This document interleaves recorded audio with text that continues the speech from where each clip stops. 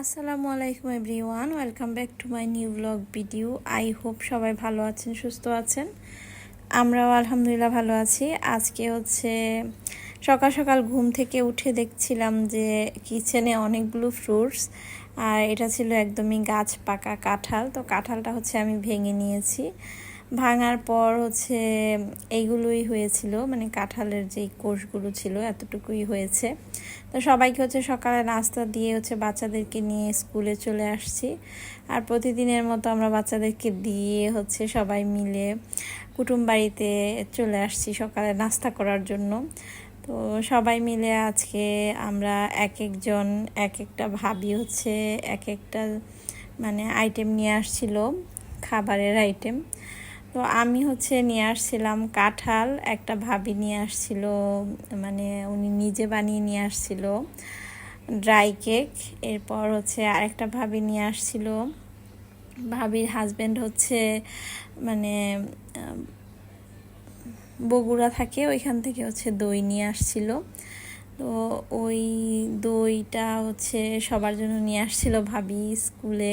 স্কুলে না, সরি, আমরা কুটুম বাড়িতে সবাই একসাথে বসি, আর এখানে সবাই মিলে আমরা খাওয়া দাওয়া করি সকালের নাস্তা।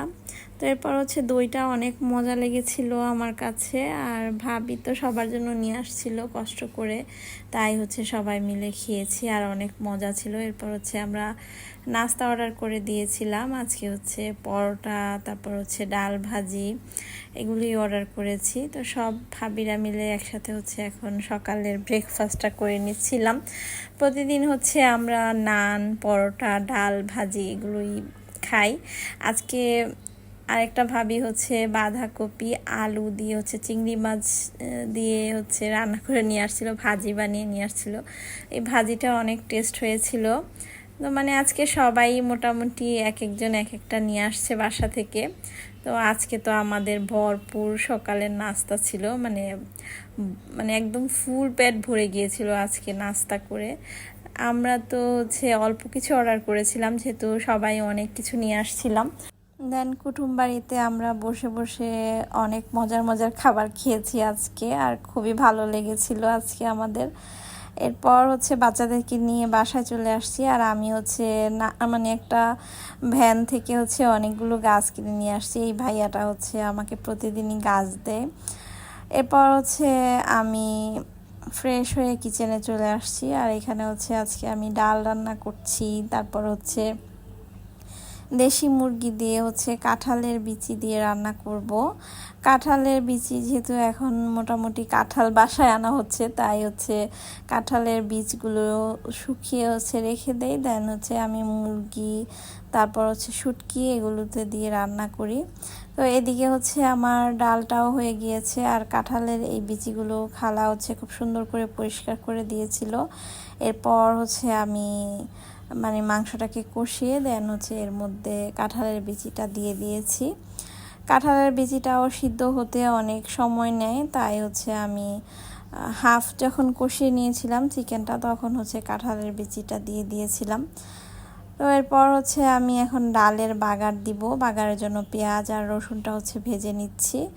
পেঁয়াজ রসুন দিয়ে একসাথে ডালের বাগারটা করে নিলে অনেক বেশি ভালো লাগে খেতে, ডালের ফ্লেভারটা অনেক সুন্দর আসে। তো এই তো আমি এখন ডালের বাগারটা দিয়ে নিচ্ছি, আর বাগার দেওয়ার পর ডালের লুক, ফ্লেভার সব কিছুই চেঞ্জ হয়ে যায়। তো আজকে ডাল রান্না করেছিলাম। এই ডালটা অনেক মজা হয় আমার। আপনারা চাইলে আমি এই ডালের রেসিপিটা আপনাদের সাথে শেয়ার করব। এরপর আমি আসার সময় ভ্যান থেকে শাক নিয়ে আসছিলাম। তো এই শাকটা আমাদের এলাকায় পানির মধ্যে, জমিনের মধ্যে হয়ে থাকে। তো এই শাকটাই আমি নিয়ে আসছি। তো এরপর আমি গাছ থেকে কিছু কচু শাক নিয়ে আসছিলাম আজকে। এই শাক আনার রিজন হলো আমার গাছে অনেকগুলো মোটামুটি অল্প কয়েকটাই কচুর ডাঁটা হয়েছে। এগুলো দিয়ে আমি শাকগুলো দিয়ে ভাজি করব। তো এই কচুর ডাঁটাগুলো অল্প একটু হয়ে যাবে, এর জন্য শাকের সাথে দিয়ে ভাজি করলে মোটামুটি সবাই খাওয়া যাবে। এর জন্য এই কচু শাকটা শুধু গাছের এই শাকটা রান্না করার জন্যই আমি শাকটা নিয়ে আসছিলাম। এরপর হচ্ছে আমি শাকটা রান্না করে ফেলেছি। আর এই শাকটা হচ্ছে জাস্ট খালি পেঁয়াজ রসুন ভেজে তারপর শাক দিয়ে লবণ দিয়ে কিছুক্ষণ রান্না করলেই হচ্ছে এই শাকটা হয়ে যায়। এরপর হচ্ছে আমি বিকালবেলা একটা সুজির হালুয়া বানিয়েছিলাম। এই সুজির হালুয়াটা একদমই ডিফারেন্টভাবে বানিয়েছিলাম। এটার রেসিপি আপনারা চাইলে আমি অবশ্যই আমার ব্লগে দেখিয়ে দিব। আর অবশ্যই কমেন্ট করে জানাবেন আজকের ব্লগটা কেমন লেগেছে। নেক্সট ব্লগে সবাইকে স্বাগতম। Thank you for watching my video.